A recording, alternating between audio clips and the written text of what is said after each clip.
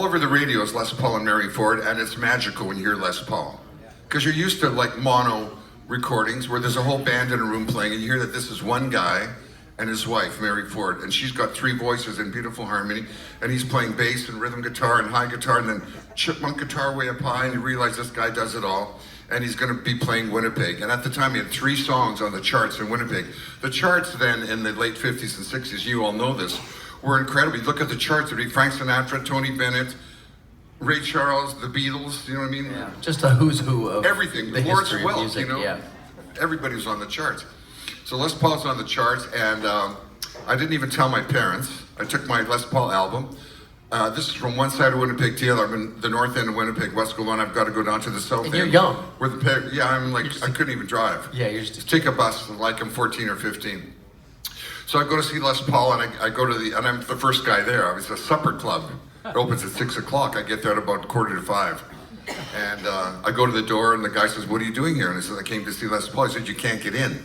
Unless you have an adult with you. It's a supper club. We're serving liquor. You can't get in, kid." So I go out and I'm waiting at the bus stop, and a black Cadillac pulls up.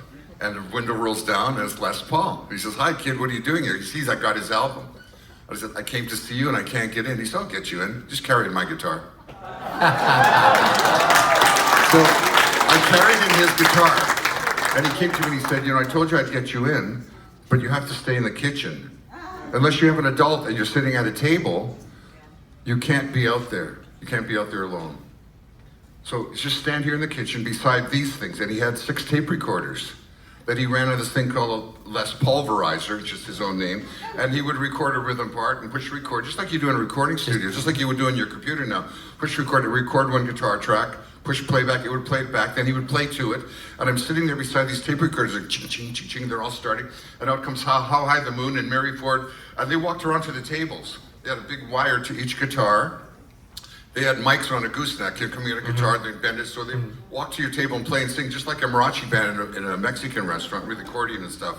And so they went to every table. So I'm watching him, the back of him, through a big round window, because they had swinging doors, where the waiters would go back and forth with trays on them with the drinks, and you don't want to have the door kicked in your face, so these doors had big round windows. You'd see somebody coming with a tray, you'd stand back, and the doors swung both ways like saloon doors. So I watched Les Paul's entire whole show there, the back of him and the back of Mary Ford, and she's wearing a gown like a prom dress. He's wearing a tuxedo. Their son Gene, I think his name, was playing drums. And so I watched the whole show. When the show's all done, he comes backstage, he hands me his guitar and says, "Hold this," and he wipes his brow, then he goes back out and he does the encore. And that was all done. I said, "Thank you." I said, "Please show me the riff you do in How High the Moon." And he showed me the guitar riff. He showed you the riff. Yes. Les Paul just stopped and showed you the riff. That was it. Then decades later, I'm opening for Van Halen. We play at the Nassau Coliseum outside of New York and New Jersey. And Les Paul comes to say hi to Eddie, who's like the new Les Paul. And Sammy Hagar was the singer then. And Les Paul comes up to me and he goes, "Do I know you?" And I said, "The Rancho Don Carlos." He said, do you remember the run, kid? Get him a guitar. So I played that. Les Paul put you straight on the spot. I played the riff. A year later, I went to his hotel, where he played the Iridium, below a hotel, staying there, and he was playing in the basement.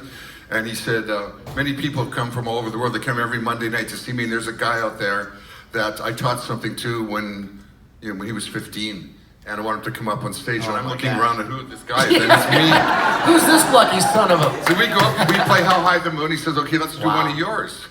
And I said, "Are you kidding? Okay, let's do Taking Care of Business." And see, and so there's a little video of it, of Les Paul playing Taking Care of Business with me. How cool is And I'm playing How High the Moon with him. 2 years ago, I go to Neil Young's birthday party. Neil turns 70. I go to his birthday party at the Troubadour in LA. And Neil says, "You know that story you tell about Les Paul?" And I go, "Yeah, it's true." He said, "Oh, I know it's true. But I was sitting at the front table. My mother took me." He said, "I saw Les Paul's fingers. You watched his ass for 2 hours." I saw his fingers. That's the end of that story. How cool is that? Come on now. That's phenomenal.